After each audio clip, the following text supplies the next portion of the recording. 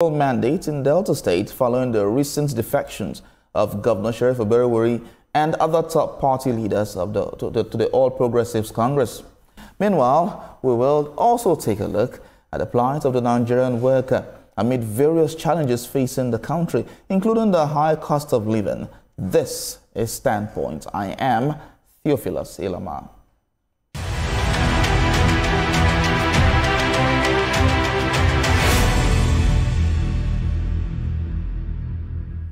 The People's Democratic Party announced its intention to challenge in court what it described as the trading away of its electoral mandate in Delta State following the recent defections of Governor Sheriff Oberewori and other top party leaders to the All Progressives Congress. This was part of the resolutions reached at a meeting of the party's National Working Committee presided over by the acting national chairman, Ilya Damagum, at the PDP National Secretariat. The party leadership insists the mass defection is a betrayal of the people's mandate and promised to initiate legal and political steps to reclaim its lost ground. The NWC also directed the South-South Zonal Caretaker Committee led by Ima Ogidi to immediately take charge of the party's affairs in Delta State.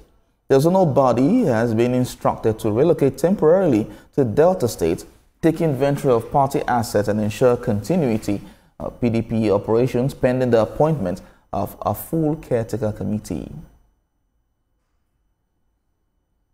Our convener, Integration Summit of Nigeria, Dr. Chris Ekiyor, joins me via Zoom for more on this. Thank you so much for joining me on this development, Dr. Chris Ekiyor. Looking at all that's happened actually in Delta State now, the Constitution doesn't actually provide for defection of governors and what action is to be taken. Why do you think is the PDP going to court or aiming to go to court when the Constitution is silent on this matter? Right, thank you. So it's been a gale of defection here and there for reasons best known to defectors. For us in Delta State, it's a win-win because we wanted an APC governor as members of the APC, and then we have one without necessarily going to the ballot. So it's a welcome development. However, these defections will not stop in our country until the lacuna in our Constitution and the Electoral Act are amended. And if they are not amended, then we would find ourselves faced with this back and forth defection from time to time, either for the purpose of convenience or for the purpose of securing political seats in where it is. Parties will have internal conflicts, no matter what it is. Those conflicts will be there, and whether they are there or not, you find out that people would generally align to where their interest is in any situation, whether in a political party or in a church house or in a family.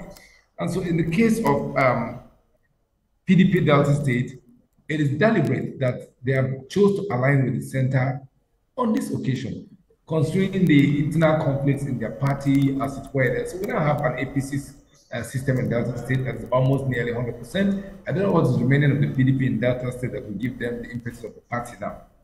Going to court is one of the many steps that a party will take. But for me, it's very clear the Constitution does not speculate what has happened now. So it's another doctrine of necessity. They will test the Constitution and then they will find a way to resolve this. However, what is provided for in the National Assembly members can be extrapolated to other members of the party because it's at the highest level where it is clearly stated that if your party have issues, you can defect. Now, does the PDP have issues nationally? It does. Does it have issues in the states? It does. There are factions here and there. So the choices for members of the party is either to fizzle out into other parties or sit put and watch their party collapse over there. In the case of Delta State, the governor and his team have chosen to join the ruling party at the center. Now, is this good for democracy? The answer is no. I love to see the National Assembly enacting laws in the Electoral Act and indeed amending the Constitution to say that when people are elected on the platform of a party, they need to sit in that party till the end of their tenure for that cycle of election. And if they chose to leave, they must then seek mandate in a new party they would have joined just before the election. So that lacuna is there. Members of political party will align for the purpose of either their selfish need or to secure power or for the benefit of their group. Now, unfortunately, you and I know that our parties are not running on the basis of ideology. They're basically running on the basis of interest. So today a man is PDP, tomorrow is APC, next tomorrow is SDP. They're just here, the same people in all the same parties. So if you take a trade, it is only Lagos State and a few other states that have been consistent with their party platform, moving from AD to ACN and then eventually to this APC. Most of the other states across the federation, at one point or the other, have jumped ship for the purpose of convenience. A couple of PDP states are now APC just by defection. This is not the first. So I think that it is the Supreme Court that will define and interpret or extrapolate the existing law as it were. So there's nothing wrong for the PDP to test the law and the constitution. Unfortunately, this has happened, and it has happened because there's a lacuna in our constitution. And I believe that it's not the best for the democracy. People who just jump ship for convenience. It's not good enough, but this has happened. For us, it's a win-win. We now have the Delta State as APC that can now benefit truly from the center and provide development for the people of Delta State, working with the center in harmony. It's easier to have the center controlling and working in sync with states. So those states are running in to just find that so-called in terms of convenience, considering that their party is not stable. I hope also that this will help the PDP to know that they need to harmonize their house and prepare to provide the opposition that is required. With what you have said, lastly, is they are concerned about the fact that these defections might lead to a one-party state? Yeah, well, we are just saying what is already existing. Even the people in PDP, are they not APC members in PDP? Look at the federal ministry, federal minister of FCT. He's a PDP member. His body language is APC. So you find PDP people who are wearing the garment of PDP, holding PDP position, already acting as APC. So it's always been like a one-party system. And the same thing again, the Electoral Act and the Constitution provides for this kind of system, where one party can afford to. The powers of the executive is so much in any state and in the federal government that once there's a winner, everybody seems to be left out and they are now struggling to be part of the system. So for a PDP control state, for instance, if you have local government election, all the seats will be won by the winning party. For an APC control state, it's the same thing. So there's a one-party system that is not written on stone. It's already there. So if there's a fresh election done in this country, there's always every chance that the APC will win that state because the federal government is APC. So we are not yet there. The democracy is still very porous. People are just answering names of party based on conviction. Very few of us believe in the ideology of party and will stay put even when there are challenges. I was in the PDP. I left for the APC long ago because I felt that I wasn't in sync with that party again for a very long time over the way things were done internally. And that thing that I saw at that time is what's playing out now majorly in their party. So if parties are not formed based on ideology, they are formed based on party, they are formed based on convenience and benefit and wins, this is what you will see. It is not exclusive of other parties. Even the APC that we are today may have the same scenario if we had a PDP president. But there are certain elements in the party that must know that unless we do these things right and set up laws that will protect and insulate political parties and candidates while in office, this will happen. The level of defection in Delta State is unprecedented, and there are a lot of reasons for it. But the only reason that is visible in the public is that the party at the center is not stable. So the party provided the opportunity for that to happen. So right now, whether you have, we have almost 50 registered political parties, but even those who won in Labour parties sat in National Assembly and went to APC. So the conviction about ideology does not exist in today's contemporary politician. It's about power grabbing, it's about remaining in office, it's about, ruling at any cost. So looking at the court's the situation with the PDP and the PDP saying it will embark on a legal process, is there anything for the PDP to rely on when they go to court? Okay, so our constitution again provides for lawyers to play around the letterings, and then the judiciary have a way of making impossible possible. So I do not think that PDP will not find straws to hold on. It's a drowning party right now, so it's going to look for straws to hold on. But it's also not impossible for the judicial system to begin to look at those straws and find that there are anchors that they can rely on to take certain decisions. But trust me, I think it's an exercise in futility. I'm not going, it's going to be subject to talk about it, but I believe that it's crying over spilled milk. They should have stopped this from happening. It has happened, and there's no going back. For us, Delta State is APC, and that's where we're going. All right, so let's talk about the place of opposition in strengthening and deepening of democracy. Now that we are seeing this gale of defections moving from one party to another, what now? Where does the power lie now? The people, or where do we put? Where's the place of opposition politics in our democracy? How do we now strengthen democracy if we have many people from one political party moving to another political party en masse? Well, you know, that is the irony of this defection. For those of us in the APC in Delta, it's a mixed feeling, and that's the reality. So much of people with resource and energy from opposition of yesterday are now part of our party. It's like inviting an elephant to your dining table. So the outcome will be humongous, and we must be ready for the outcome of what we've done. But unless, like I said earlier, that there are laws stopping this will continue to happen in our country, and it's destroying the democracy.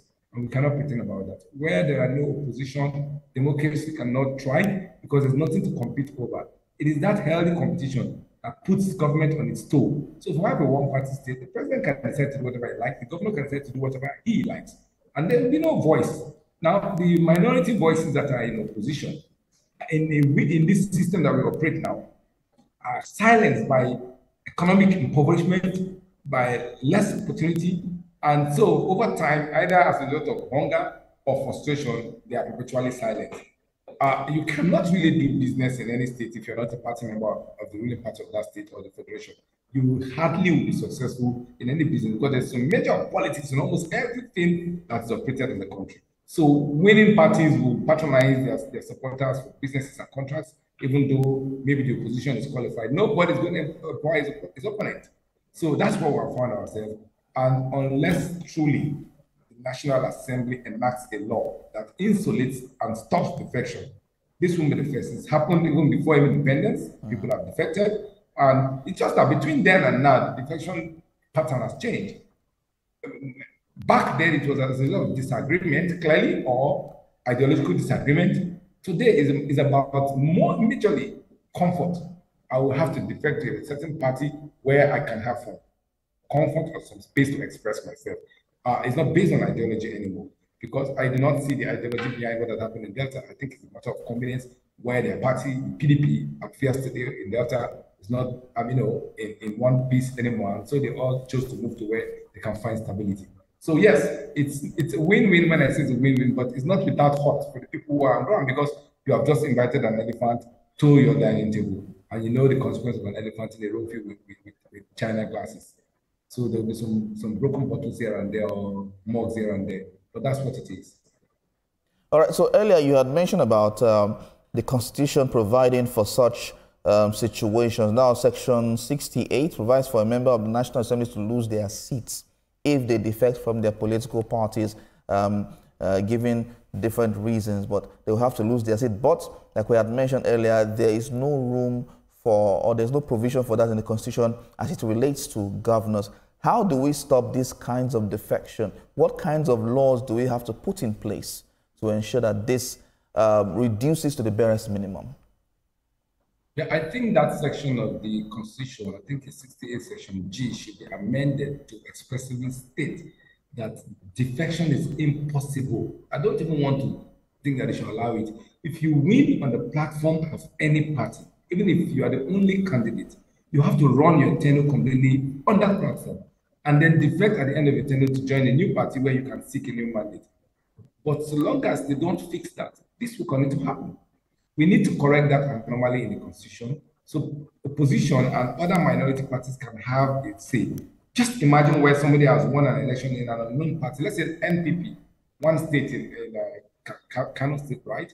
And then somebody's won a seat in the National Assembly. He's a lone ranger, a minority of the minority.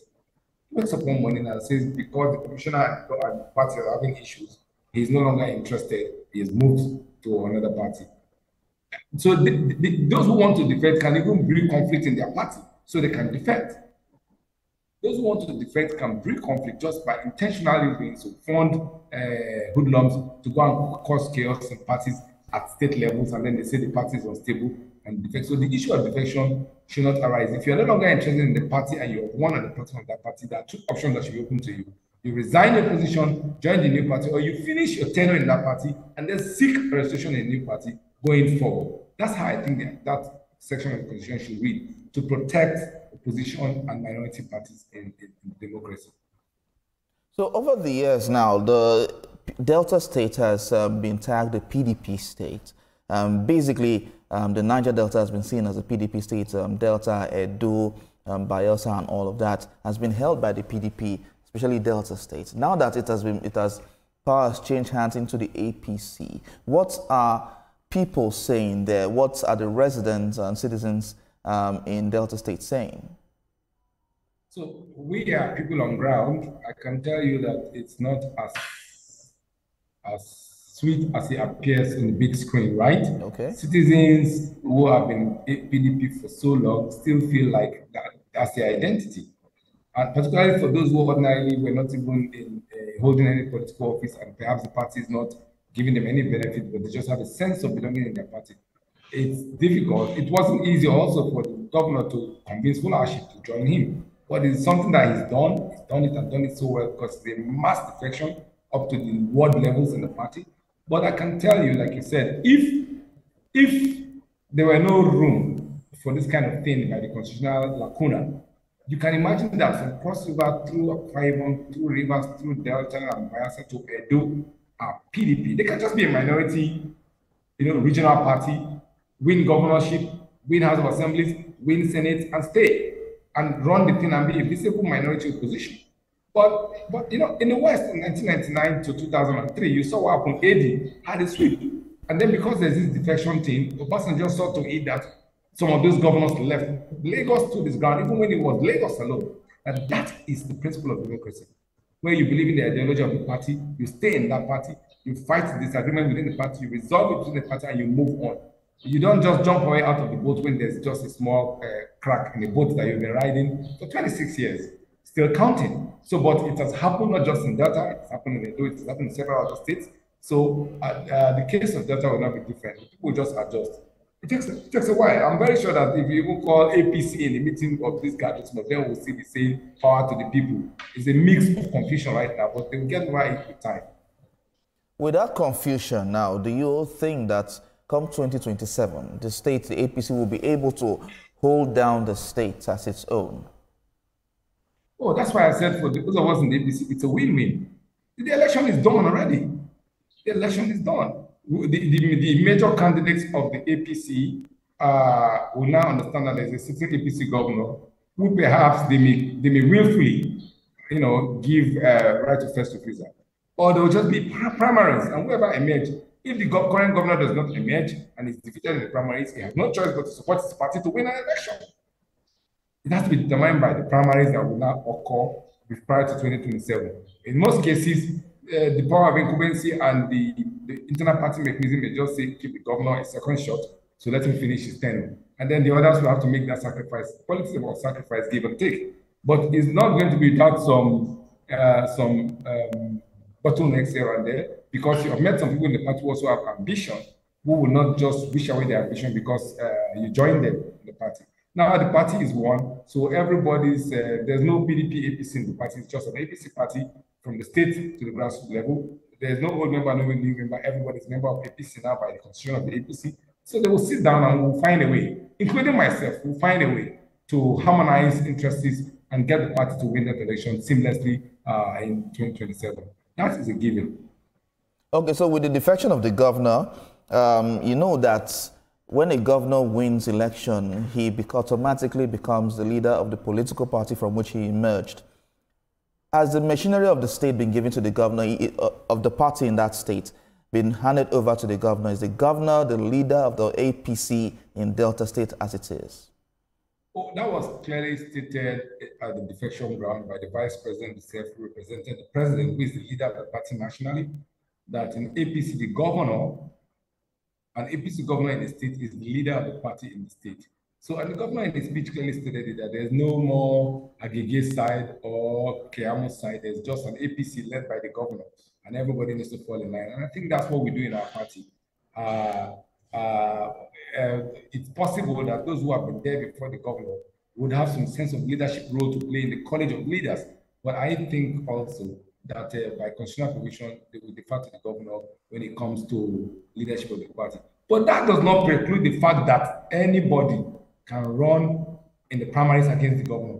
Anybody qualified to do so is still free to do so. So it does not foreclose the fact that the governor now have an automatic ticket. It doesn't. Those who are ambitious can still pursue their ambition, so long as they qualify to do so. And then if the negotiations internally don't work, of course, we'll look at the primaries and that will be resolved. So if elections were to be held today or this year, and the governor himself is in the saddle contested the elections, the APC will rather decide to give it to another person rather than the sitting governor who has, like you had mentioned, the machinery of the state? So that's a technical part that we cannot just discuss like a budget or an estimate of budget. It's the reality. A party that wants to win an election probably will consider its incumbent and its performance first before it will begin to look at the other metrics. So there will be reasons for the APC in Delta now to say we do not want the sheriff anymore, and so we need to go to a primary. When leadership meets, all the merit and demerits of that will be considered, and I think he has an advantage because of the power of incumbency, and is entitled to a second term. So we may not necessarily want to debate what is clear before everybody that is likely to have a second term. But I'm only saying that it is not a given, because the constitution says people can aspire, both the national constitution and the party constitution. So, but who eventually becomes the matter of what the primary will decide, or the understanding between the internal metrics of the workings of the party. So I cannot sit here and say Sheriff is the candidate of APC right now, or Agege is the candidate of APC right now, or Ekiyor is the candidate of APC right now for the 2027 election. That's not what we can do here. It has to be a mechanical process within the party that will look at the best interest of Deltans, our country, and the party. All right, so what's the way forward for Delta APC right now? It's a celebration galore. It's more of harmonization of ideas. You know, like I said, the APC originally now just invited an elephant into a dining table. You need to make room for the elephant so you don't destroy your other furniture in the house. That room is being made now. You need to also get the elephant to understand that he does not need to step his big foot on the little other animals existing in the house and all of that. So that kind of organization is ongoing at very high levels, and I'm sure that the outcome will please all Deltans. For us, it's supposed to be a win-win, because now there's no disparity between the federal government in terms of developmental agenda and the state government. In fact, the renewed hope agenda is now merged with the more agenda. So what they say in Delta now is renewed hope for more. So we're expecting that with what we're going to do there were a lot of effort by APC at the state level, even though we're not the ruling party, to attract federal development and projects into the state. Now it's easier and seamless because the federal projects will now streamline itself with the state projects and they'll be working in synergy. So it's supposed to bring more victory for the state, and I don't think that it's something that anybody will disagree with. Well, Dr. Chris Ekiyor, we're not leaving, but just please hold on. We need to go on a quick break, and when we return, we'll have further discussions on this. Stay tuned. It's still Standpoint.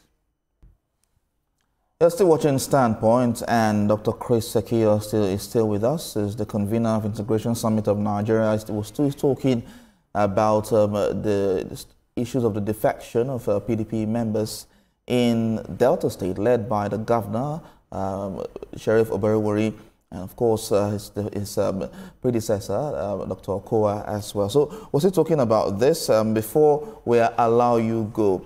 How strong now is the APC in delivering the dividend of democracy for Deltans? You know, prior to this moment, APC was in opposition in Delta State. But I can tell you that under the leadership of Obioma Adege, a whole lot was done from the center when he was Deputy Senate President to put the presence of APC in the state. And that led to some of the reasons why most Deltas in the last election waved into APC and gave it a very strong support. And then we were able to, from one senator, to provide about 3 senators in the entire 3 senatorial district. As at the time, before even the defection, in fact, we had 2 over 3, and later Ned joined the party. For the same reason, the renewed hope agenda, tough as the country may be, seemed to be in traction with developing the Niger Delta. For instance, the East-West Road has been on since God knows when. In recent time, there's clear, deliberate attempt to get that road to work, and not just to work, but to do it in the manner that we proposed many times, even in the technical committee, the Niger Delta Technical Committee report, that this road needs to be pavimented before you overlay asphalt on it because it's a swamp area. We even proposed floating roads, like what you're seeing in the DSC full expressway, and the type that is seen in Third Mainland Bridge, because it's a swamp area, and roads just built on swamps are likely going to fail faster. So there's some progress made. We've had certain schools approved. We've had deliberate effort even in the NDDC to under this administration to light up the Niger Delta, to then try to also address the infrastructure gap. We're not there yet. I'm not impressed yet. I expect more, and all Nigerians expect more, but it's a step in the right direction. All right, Dr. Chris Ekiyor, a Convener Integration Summit of Nigeria. Thank you so much for talking to us on this development. Thank you. Thank you very much. Well, this is